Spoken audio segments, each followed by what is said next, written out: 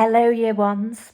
Now, today we are going to go on a little adventure. We're going to be finding out all about Rumpelstiltskin.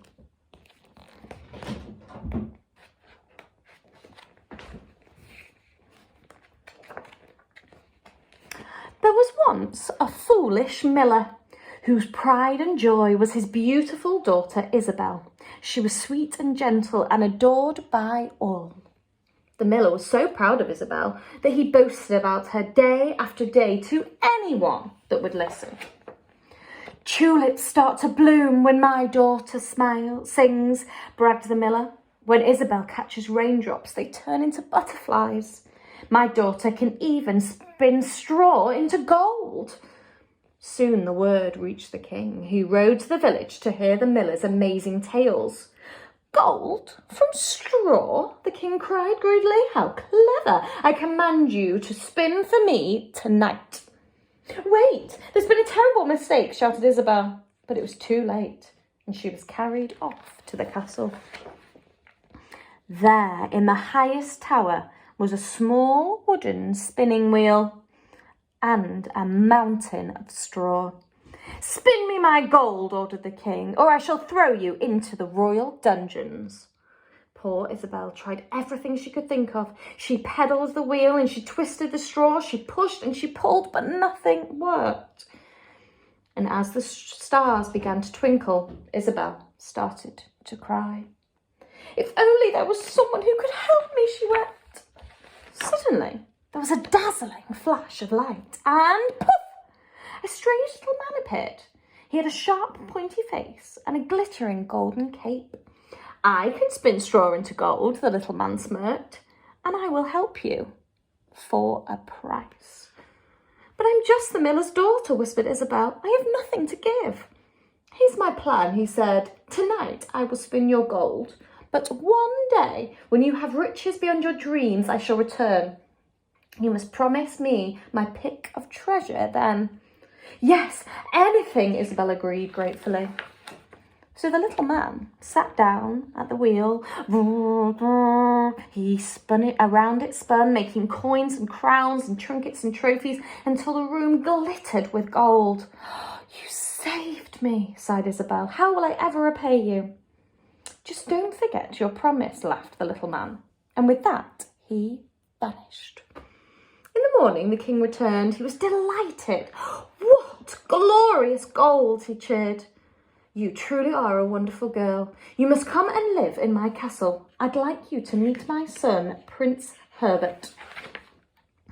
Unlike his father, Prince Herbert was handsome and kind. He and Isabel fell in love at once. Soon wedding bells rang out across the land. The years passed, and the happy couple were blessed with a beautiful baby boy, Prince Hugo.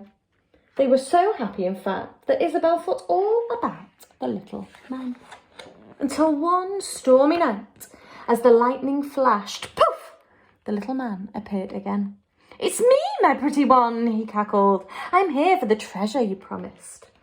What treasure would you like? Isabel asked. Gold? Silver? A diamond necklace? No, sneered the little man. I want something even more precious. I want him.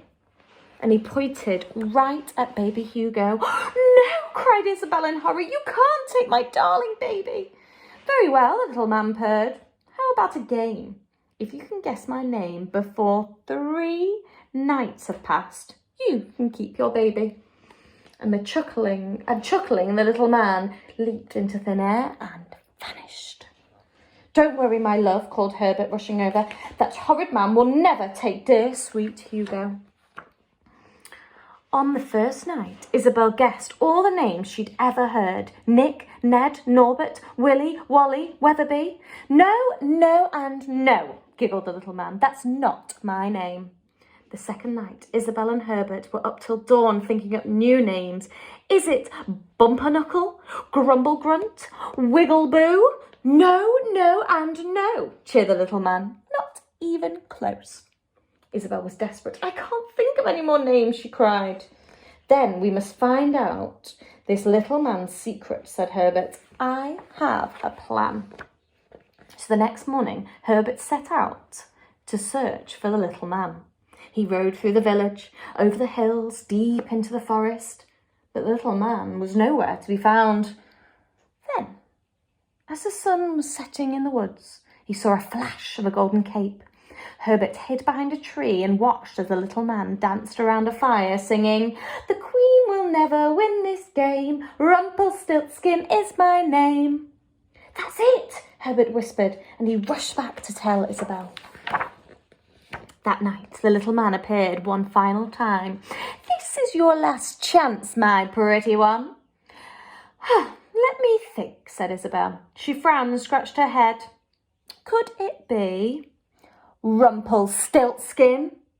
"Doom and darkness, how did you guess?" shrieked Rumpelstiltskin, and how he howled and growled and stomped and stamped so hard that he crashed right through the floor and fell down, down, down deep into the royal dungeon below.